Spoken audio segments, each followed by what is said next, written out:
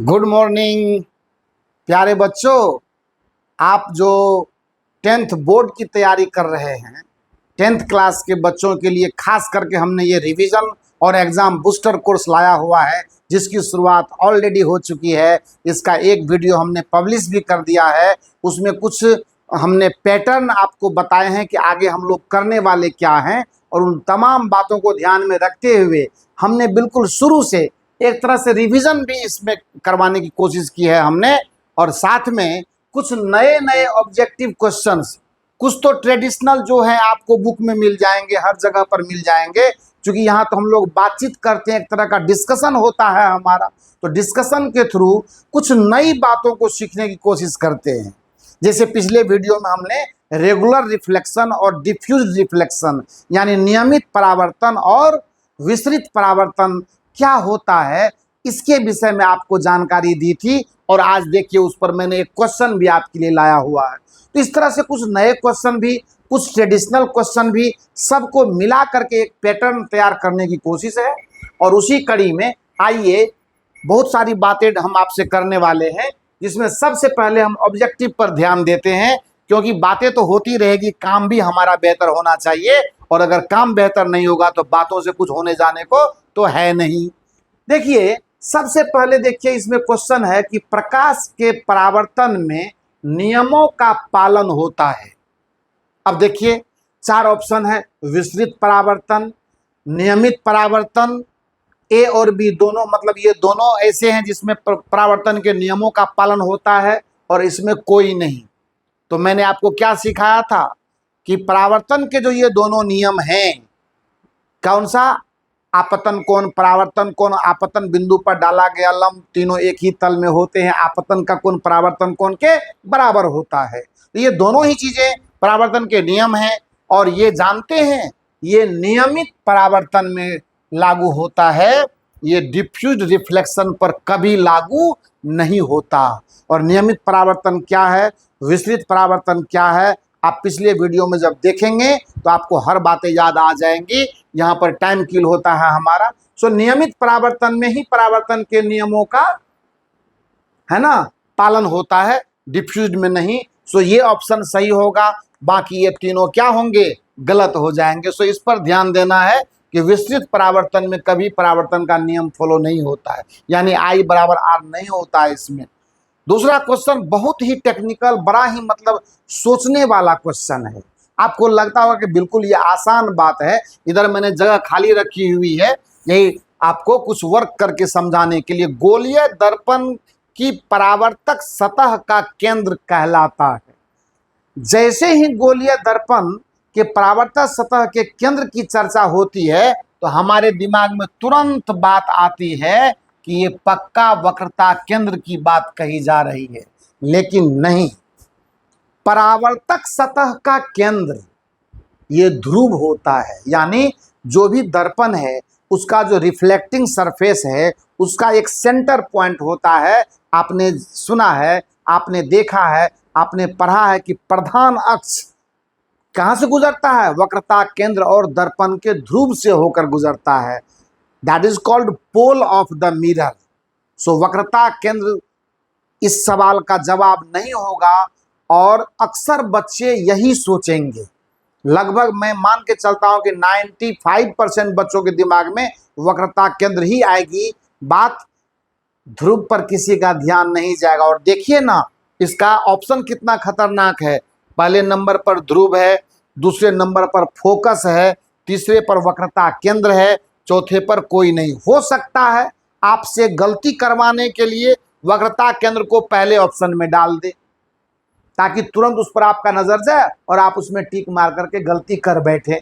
पर याद रखिए क्वेश्चन जब भी सॉल्व करना है, आपका ये होम एग्जाम नहीं है, स्कूल एग्जाम नहीं होगा, ये बोर्ड एग्जाम होगा, जहां पर बहुत सी व्यवस्थाएं रहती है। चूंकि आप पहली बार एग्जाम में बैठने जा रहे हो, मध्य बिंदु केंद्र होता है, जहां पर जिसको क्या कहते हैं, ध्रुव यानी पोल कहते हैं। आपको मालूम है ना, पोल से और वक्रता केंद्र से जो रेखाएं गुजरती है, जो रेखा गुजरती है, वही प्रधान अक्ष होता है।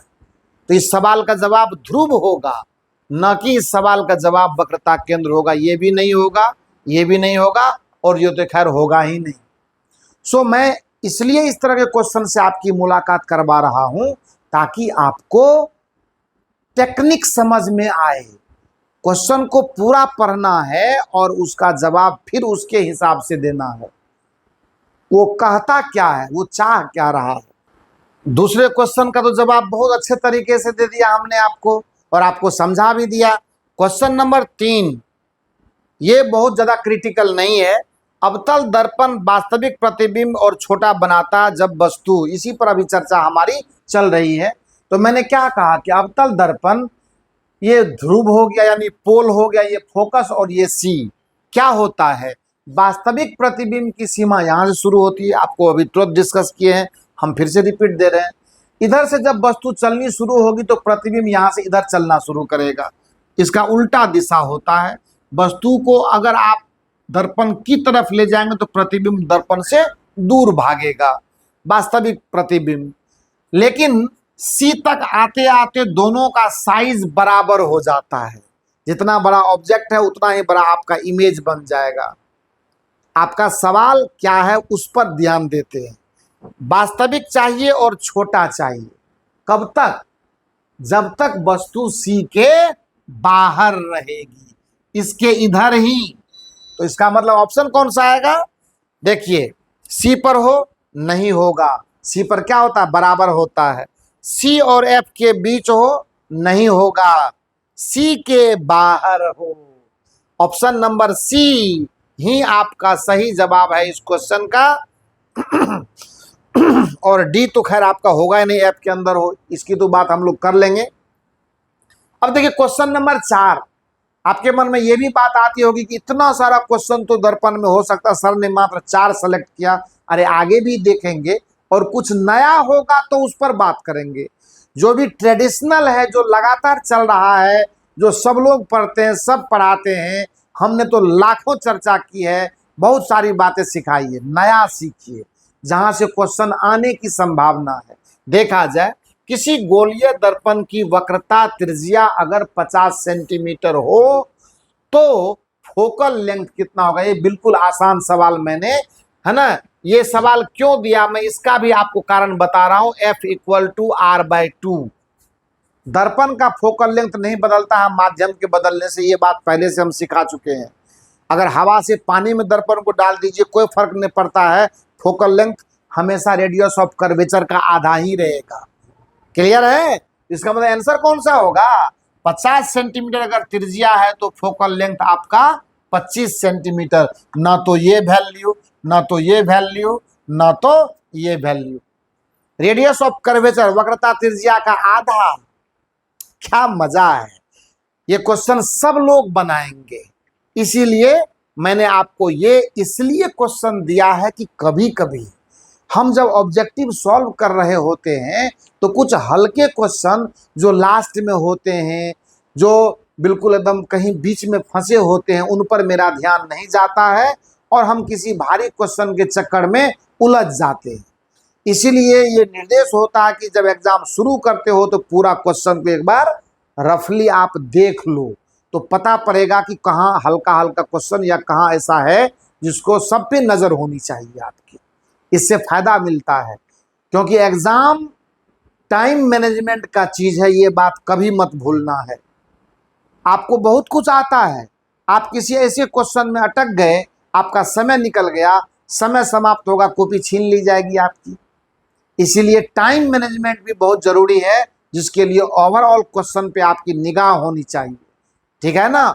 ये बोर्ड एग्जाम आप दे रहे हो तो सिर्फ यहाँ सिखाने की बात है। धीरे धीरे जब बड़े बड़े एग्जाम आप दोगे तो सब चीजें आपको ध्यान में रखनी होगी, समय का ख्याल रखना होगा, और तभी आप एक अच्छी सफलता ले पाएंगे। आइए अब चलते हैं शॉर्ट आंसर की तरफ। सो लघु उत्तरीय क्वेश्चन को कैसे हम लोग परखें, कैसे उसका आंसर करें, इस पर भी ध्यान देते हैं। वास्तविक और आभासी प्रतिबिंब में अंतर बताएं। ठीक है? वास्तविक और आभासी प्रतिबिंब में अंतर क्या होता है? अरे वस्तु तो वास्तविक है ही। जब कभी भी कोई वस्तु वास्तविक प्रतिबिंब बनाता है तो ये मात्र दर्पण ऐसा है अवतल दर्पण is only one that forms the real image of real object. Only concave mirror can form real image of real object. वास्तविक वस्तु का वास्तविक प्रतिबिंब सिर्फ और सिर्फ अवतल दर्पण बनाता है। और मैंने तो आपको बताया ही है कि ये छोटा भी बनाएगा, वस्तु के बराबर भी बनाएगा और वस्तु से बड़ा भी बनाएगा। देखो ना, यहां से मैंने कहा ना कि एफ से ये शुरू होता है, पॉइंट इमेज, बिंदु आकार का, धीरे धीरे साइज बढ़ता है, लगातार बढ़ता चला जाता है, यहां आके बराबर हुआ वस्तु के, और जैसे ही आप यहां से आगे वस्तु ले जाओगे तो ये उसके बाद यहां से प्रतिबिंब का साइज बड़ा होना शुरू हो जाएगा। लेकिन ये ध्यान देना है, प्रतिबिंब का वास्तविक होना वस्तु के सिर्फ फोकल लेंथ तक पहुंचने पर है, उसके आगे सीमा समाप्त। समझे? किताबों से पढ़ के तो क्या समझेंगे, समझते तो बातों से है, डिस्कशन से। क्लियर हो गया ना? तो देखा जाए कि वास्तविक और आभासी प्रतिबिंब में अंतर क्या है। तो अवतल दर्पण ने वास्तविक प्रतिबिंब बनाया, तो वास्तविक प्रतिबिंब की कहानी जानो, ये वस्तु की अपेक्षा उल्टा होता है, वस्तु की अपेक्षा उल्टा होता है।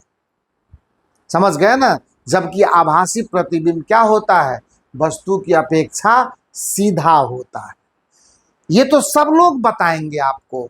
याद रखना, वास्तविक प्रतिबिंब को पर्दे पर उतार सकते हो, आभासी प्रतिबिंब को पर्दे पर उतारा नहीं जा सकता। जरा सोच करके देखिए ना, आप आईना में अपना मुंह देखते हैं ना, आईना के सामने हाथ रखिए तो उधर से भी हाथ का प्रतिबिंब बनेगा, लेकिन क्या उस प्रतिबिंब को आप पर्दे पर उतार लीजिएगा? सवाल ही पैदा नहीं होता है, सवाल ही पैदा नहीं होता है। तो ये दो प्रमुख अंतर हैं कि वास्तविक प्रतिबिंब वस्तु की अपेक्षा उल्टा होता है, जबकि आभासी प्रतिबिंब सीधा होता है। सीधा और उल्टा क्या मतलब हुआ, ये देखा जाए। एरो इसमें ऊपर है, ये एरो नीचे है, ये प्रतिबिंब है, ये वस्तु है। तो वस्तु की अपेक्षा ये उल्टा प्रतिबिंब बनाया, जबकि आभासी प्रतिबिंब आपका ऐसा बनेगा। ये देखिए, यही है आभासी प्रतिबिंब। इसका एक ही पोजीशन होता है अवतल दर्पण में, जब वस्तु फोकस और पोल के बीच हो, और हमेशा वस्तु से बड़ा बनाएगा। बड़ी कलाकार है ये दर्पण, बहुत उपयोगी है, और इसीलिए हम लोग इसको जब पढ़ते हैं ना, काफी सेंसिटिव होते हैं। आइए देखते हैं। तो ये तो क्लियर हो गया आपका। दो अंतर लिखेंगे, 2 मार्क का क्वेश्चन ही आएगा शॉर्ट आंसर में ये। दूसरा है, गोलीय दर्पण में अभिलंब का क्या मतलब होता है।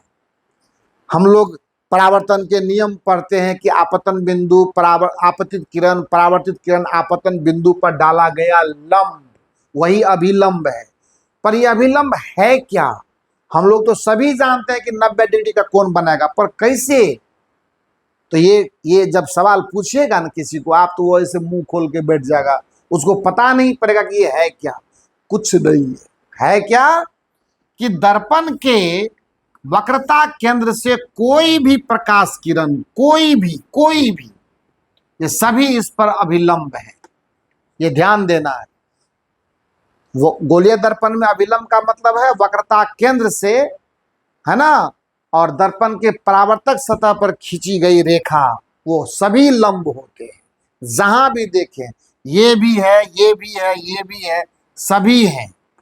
तो अभिलंब का मतलब है उसके वक्रता केंद्र से दर्पण के परावर्तक सतह पर खींची गई रेखा, वो सभी अभिलंब होते हैं। इसीलिए आपने देखा होगा, अगर मैं यहीं पर इसको ऑपरेट करूं, इन्फिनाइट रे को ऐसे लेकर के, ये देखिए, समझ गए ना? ये अब यही आई होता है और यही आर होता है। देखिए तो कितना सुंदर तरीके से मैंने ड्रॉ कर दिया। यही नॉर्मल, कोई परेशानी नहीं। आप परावर्तन का नियम भी आप फॉलो करते हैं, आई बराबर आर। देख लीजिए आपको, ये अभिलंब है जो वक्रता केंद्र से इसके परावर्तक सतह के किसी भी बिंदु पर आप उसको मिला दीजिए, अभिलंब होगा। चलिए, इस पर उतना लंबा फाइल खोलना नहीं है। नंबर 3 में अवतल दर्पण से प्रतिबिंब की स्थिति जब वस्तु, तीन तरह के ऑप्शन है, P और F के बीच हो। कहाँ होगा? P और F के बीच जब वस्तु हो तो प्रतिबिंब आभासी और सीधा और वस्तु से बड़ा बनेगा। ये आप आराम से जान सकते हैं।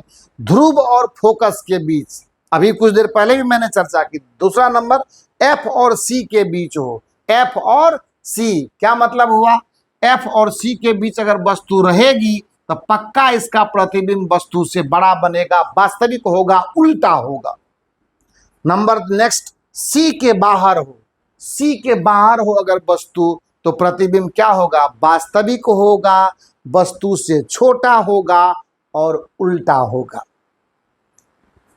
लास्ट है गोलीय दर्पण में फोकल प्लेन क्या है। देखो ये भी नई बात है, मुझे नहीं लगता कि आप में से किसी को ये मालूम होगी बात। फोकल प्लेन या फोकस तल कहते हैं इसको, क्या है आइए हम आपको दिखाते हैं। एक अब तो इसकी जरूरत है नहीं, आप इसको मैं क्लियरली आपको दिखा रहा हूं, इसको आप पॉज करके और कर लेना है। और आपको जो है जो फोकल प्लेन में बताना चाहता हूं आप इसको एक सेकंड देख लीजिए, ज़्यादा अच्छा लगेगा आपको। क्या है ये फोकल प्लेन? ये फोकल प्लेन है इस तरह का। मान लो ये दर्पण है हमारा, अच्छी बात है, मैं चर्चा कर रहा हूं फोकल प्लेन यानी फोकस तल की। ये अवतल दर्पण है हमारा। अवतल दर्पण में ये हमारा पोल है, ये हमारा सी है और यहाँ हमारा फोकस है। यह एक ऊर्ध्वाधर तल है, ये हमेशा ध्यान देना। ऊर्ध्वाधर का मतलब खड़ी सतह है। ये ऊर्ध्वाधर किसको कहते हैं? धरती की सतह पर जो लंब, धरती के प्लेन पर जो प्लेन लंबवत हो वो ऊर्ध्वाधर तल है। तो फोकल प्लेन प्रधान अक्ष पर लंबवत होना चाहिए और फोकस को कंटेन करना चाहिए, मतलब फोकस उस प्लेन पर एग्जिस्ट करता हो। यानी ये वाला प्लेन जो होगा, ये वाला प्लेन देखिए मैं आपको दिखा दे रहा हूं, ये है आपको फोकल प्लेन। ये क्या है? Focal plane. क्लियर हो गया ना? तो कुछ नई बातें, कुछ पुरानी बातें, ये सब मिलकर के आपका रिवीजन, मुझे नहीं लगता है कि इससे बेहतर और काम किया जा सकता है। और क्वेश्चन का अंबार लगा हुआ। आप ये चीज याद रखिएगा, किसी भी गेस पेपर और किसी भी छोटे मोटे पब्लिशर्स के बुक को पढ़ करके कॉन्सेप्ट खराब मत करना। सबसे बड़ी बात क्या, उसमें आंसर गलत रहता है।